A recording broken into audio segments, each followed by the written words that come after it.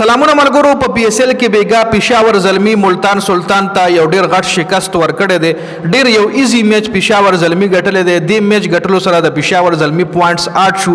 دوه میچز پاتې دي، یو یې کراچي کینګ سره میچ پاتې دی، یو یې لاهور قلندر سره پاتې دی. که چېرې دغه دواړه میچز پېښور زلمی ګټي نو ښکاره خبره ده چې پېښور زلمی پلی آف له کوالیفای کیږي. ښه بیګا چې کوم میچ شوی دی حوالې سره ډیر کسان وایي چې دا میچ فکس شو. میچ وای فکس هو. احمد شهزاد چې کوم دی یو ټویټ کړی چې دا میچ فکس هو. په هغې باندې د ویډیو اینډ کې خبره کوو چې آیا دا میچ فکس هو که نه. نو ویډیو مکمل وګورئ، هغې نه مخکې راځو په سکور کارډ باندې چې څنګه د ملتان سلطان ټوټل ټیم په 108 رنزونو باندې آوټ شوی. تاسو له سکور کارډ ښکاري ملتان سلطان 19.1 اوورونو کې 108 رنزونو باندې ټوټل ټیم آوټ شوی دی چې دغه سکور ورپسې پېښور زلمي 110 چیس کړي دي، 3 کلاډیان آوټ په 14 اوورونو کې. که چېرې د ملتان سلطان بیټینګ مونږ وګورو نو ملتان سلطان سره یاسر خان 11 بال 10 رنزونه کړي دي، محمد رضوان 14 بال 17 رنزونه کړي دي، طیب طاهر 18 بال 22 رنزونه اور شایهوب 21 بال 23. دا ټاپ چې څلور کم بیټسمنان دي د ډبل ډیجټ ته وړېدلي دي، ښه بیټینګ کړی دی. هغې نه پس بیا ټولو کلاډیان چې کوم دي ایشټن ټرنر دغو بیخي ملتان سلطان ته اړو څه پرفارمنس ورکړی نه دی چې کله هم دله مکمل شوی دی اړو کلیک شوی نه دی، په 0 آوټ شوی دی. محمد عامر برکی 10 بال 3، شاهد عزیز 2 بال 1، ډیوډ ویلے 16 بال 8، عبیر شاه 10 بال 3، محمد حسنین 10 بال 11 او فیصل اکرم 2 بال 4 رنزونه کړي دي. د پېښور زلمي له طرف پېښور زلمي هم کلاډیانو ته مطلب اوپن هینډ ورکړو چې ما صداقت پکې هم بالینګ کړی دی او ښه بالینګ یې کړی دی. ښه لیک ووډ 3.1 19 بالو باندې 18 رنز ورکړي، 2 وکټه ایستلي، ښه بالینګ.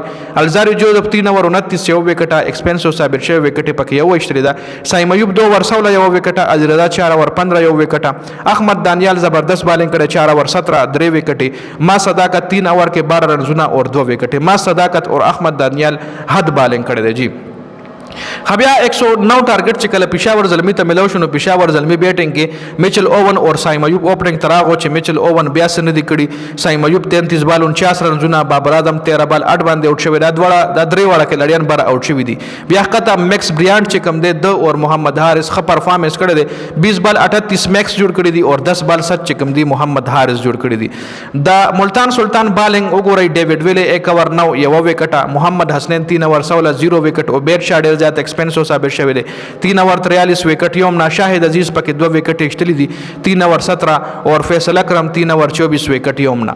نو په دا میچ پېښور زلمي په 9 وکټو باندې وګټلو اور 42 بالونه ته هم سپیر پاتې شو، 42 بالونه ته ریمیننګ کې پاتې شو. جی خدا خو مکمل سکور کارډو. اوس د میچ فکسینګ حواله سره ډېر خبره کوي چې دا میچ فکس شو. میچ بالکل فکس نو.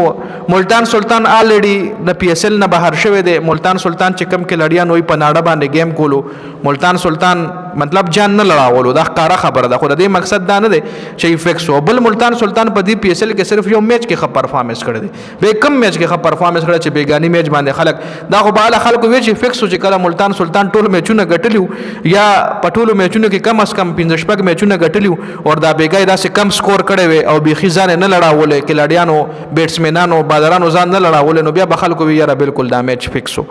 خو اوس خو ملتان سلطان آلریډي خراب کنډیشن نه روان دی. ملتان سلطان کپتان محمد رضوان هم ویلی و چې زموږ ټیم دا ځل خراب ترین پرفارمنس وکړو، نه زموږ غیر ملکي کلاډي کلیک شوی دی او نه زموږ ملکي کلاډي کلیک شوی دی. او زموږ چې تیر شوي سیزنو کې کم کلاډیانو گیم کړی وغه دا ځل موږ سره په ټیم کې نو، لکه خوشدل شو، عباس افریدي شو، محمد علي شو، دا کلاډیان شاهنواز دانش شو، دا موږ سره په ټیم کیو نه. تیر شوو سیزونو کې موږ سره دا کلاډیانو میچ ویننګ پرفارمنس کړی، دا ځل هغه موږ سره نو دا خو د محمد رضوان انټرویو و. اوس تاسو حواله دې حواله سره څه وایي؟ آیا دا میچ ریشا فکس وکنه؟ کمنټ لازمي وکړئ.